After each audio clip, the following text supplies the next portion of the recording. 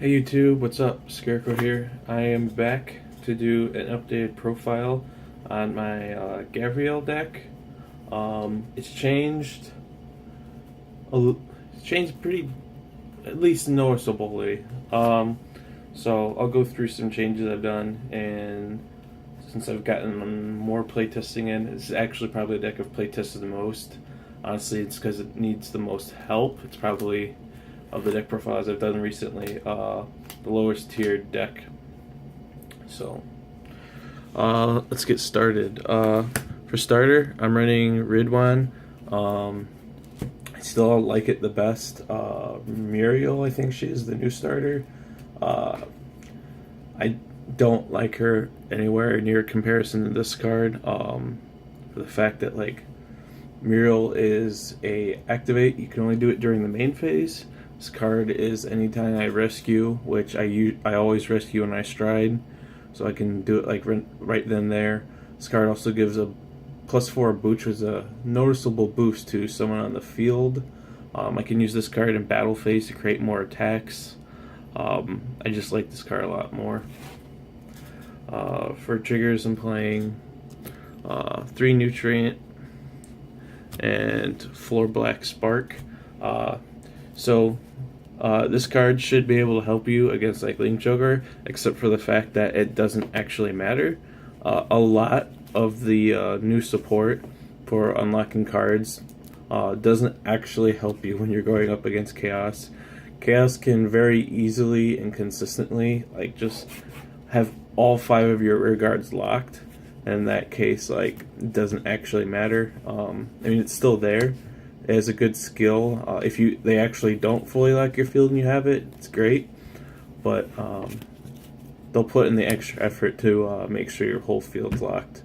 So, but other than that, its effect is still helpful even when you're not facing Link Joker. And then Black Spark is Black Spark. But good cards to get into the soul. I'm also playing the one Refrost because it's really good. Put back your triggers, create unflip damage, and I'm also playing 4 Surgery Angels now. Before I was concerned about you do a lot of pre-battle phase rescues in this deck sometimes. You're always doing it every time you stride usually. So stands get wasted when you get them right there, other than the fact that they're a +5. But it helps a lot in the battle phase to be using this card.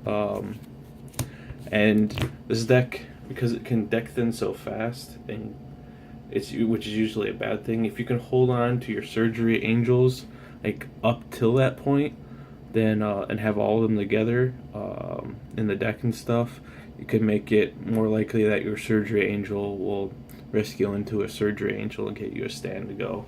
So it almost gives you, once you're down to the low deck, it gives you a chance to make one last attempt to win. Yeah. But I do have my concerns with them, though. Sometimes the stands just aren't worth it, but that's where I'm at right now. And at the moment, I've switched back to Sunny Smile. There's barely a difference in terms of arguing how good Sunny Smile is versus the new heal. This one can get you a soul charge or a counter charge. The counter charge could be nice, but it's not like Angel Feather struggles with its counter blast that much. The soul charge can be very helpful, but then again, you're also deck thinning. Sunny Smile can go back to deck, which helps a little bit, but you also minus yourself in doing so. And it's not like it's that helpful, and it's not like you get to do it constantly. If you are doing it constantly, you're probably negging yourself too hard and you're gonna lose. But at the moment, I'm playing the 4 Sunny Smile. So as you can see, it's very debatable to me which one to play. At the moment, I'm going Sunny Smile. Grade 1s. For Arakiba, she's really good. Best option, perfect guard wise. For Lila, if it wasn't for the fact that she gets the +6, I probably wouldn't play her over like Malik. But that +6, this card is beefy. It can make an attack all by itself, so that's why I'm running it. And on top of being beefy, it's got that rescue skill, so it's really good. I prefer it. Playing for Kind Care. This card's I wish it was. It's a good card for the deck. It helps with giving you soul and rebuilding the deck a little bit. You put back 3 cards in soul charge, so it's only like you're putting back 2, and 2 of them won't be triggers. But you'll usually use this to put back like one of your perfect guards, so if it gets rescued, you have it to damage check or draw. But I wish it was a little bit better than it is, but it's still good for the deck. So then I'm doing 2 drill motor nurse. When she's rescued, you call her for free, and she's a 10k.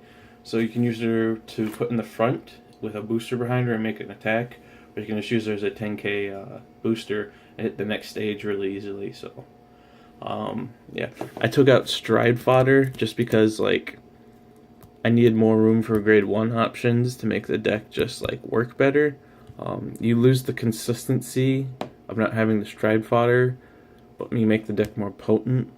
And like this deck needs to be more potent more than it needs to be consistency, so it can at least like have a chance, because the consistency isn't good enough just to like make this deck win. It's got to be more potent. For grade 2s, I'm playing 4 Black Relief. She's working really well in this deck. She's working better in the deck than she used to, probably because the deck rescues more now. Liking her a lot. But I'm still playing 2 Harut. My favorite grade 2 in this clan. I just find it to be super helpful. So playing 6 cards that can call more cards to create more attacks. And down to 2 Izel. Izel is like really great, but sometimes setup for her can get awkward. So I'm not down to 2 of her, but she's still like really good. And then I'm playing 3 Kiel. Kiel is like probably my second grade 2 in this clan. She has the same skills, the drill motor nurse. She gets rescued, called, and she's like a 12k.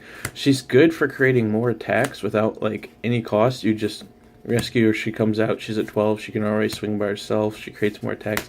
She's also good for the defense.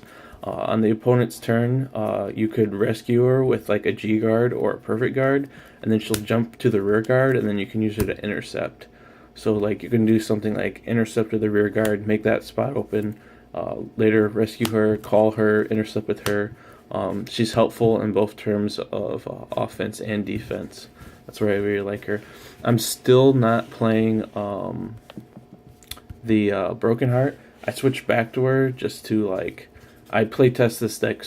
I playtest all my decks, but I've been playtesting this deck so much. I've been going back and forth just to confirm, making sure I'm not changing my mind. And Broken Heart can be like really beefy in this deck, but like the issues I've had with it is it takes setup. Like I could always have her on my field before I start my turn, she'd be better. And if she had resist, she'd be better. But like it's really like shitty to put a lot of effort into that card, and then you just get hit around, denial griffined, cannoneered. Like when you're playing against like good meta decks and against like Link Joker, it doesn't matter, period. It just doesn't seem worth it to me. Like all my decks, I focus on being able to play against like the hardest matchups, like the best decks, like against like Gears, Kagro, Thavis, Link Joker.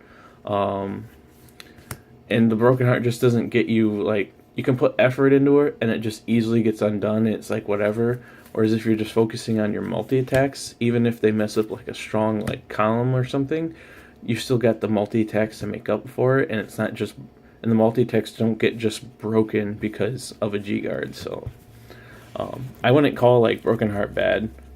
Like the card isn't bad. I don't think I've ever called it bad, but I just don't prefer playing it. for grade 3s. For Prim, the preferred ride in this deck, she's really good. I have like no complaints about the card. Still playing 2 Black Shiver, just because I like to have like a good Vanguard ride. I'm playing 2 Phalag now, cut down from the 4 I think it was last time, Black Shivers. With 6 ride targets, I feel pretty good that I can get like the ride I want. You don't want to ride Phalag. You're probably going to lose if you ride Phalag unless you like immediately correct it by riding a Gavrail. If you don't think that, like, I don't know what kind of bad opponent you're playing against, but good opponents, once you make a bad play, like, they're just going to take advantage of it and smoosh you. Yeah. But the Phalag, I was worried about it before with the Soul Blast, and the deck's been running pretty okay on the Soul. I usually have like just enough. Sometimes there'll be like 1 or 2 plays a game where I didn't have it, but it's running better than it was initially, so I'm a little less worried about it now. But I'm only playing the 2. I want to have more ride targets, and she can be a really good card, but she can also be like meh, and there's the Soul Blast sometimes, but that's where I'm at with it right now.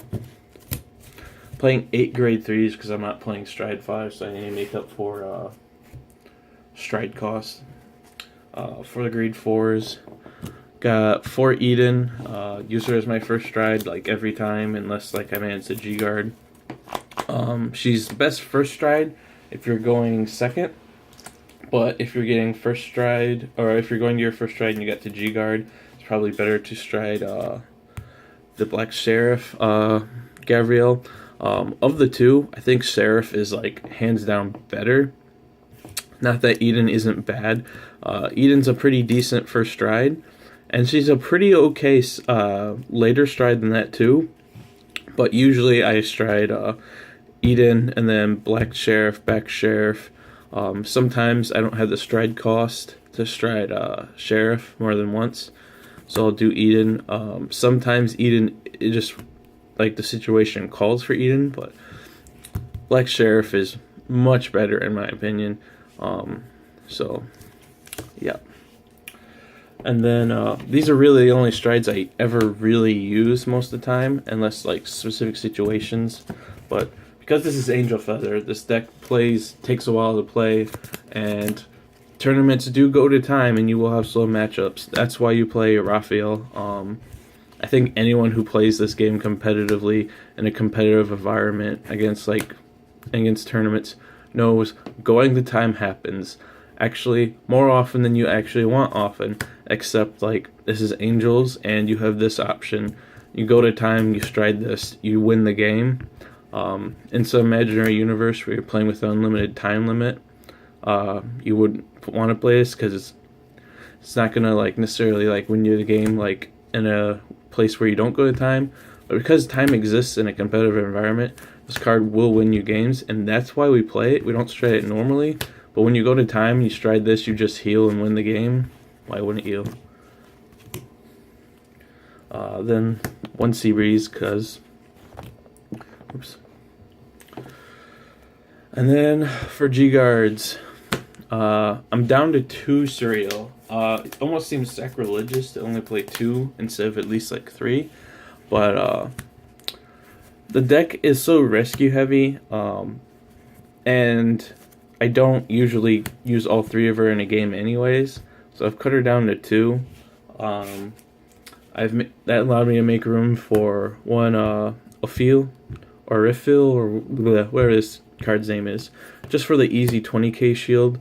There are some times where I can guard with this, but I'm like, man, if I don't actually get a trigger off my rescue, I'm not going to have enough to guard. In those cases, I'd feel safer just making sure I have the 20k shield. But then there's obviously also, I'm playing 1 Parashell and 1 Elizabeth. I literally think I've used this card like once. I think I've literally only used this card once. It's super situational. It's great when you can use it, but this deck, it's Angel Feather. You almost never have face-up damage. Even the turns where you're using Eden and calling out a bunch of cards, you still are going to end up getting face-up damage if you're playing the deck like realistically. So like I feel like it's still worth running. I just don't use it as often. I use Elizabeth a lot more than I use Parashell. The downside is Elizabeth's Soul Blast, which can be difficult to keep the cost up for her. But she's such a big shield, she's just like a no guard. And I almost always have a lot more face-up damage than face-down. That's why I've been using this more. So yeah, that is that. Thank you guys for watching.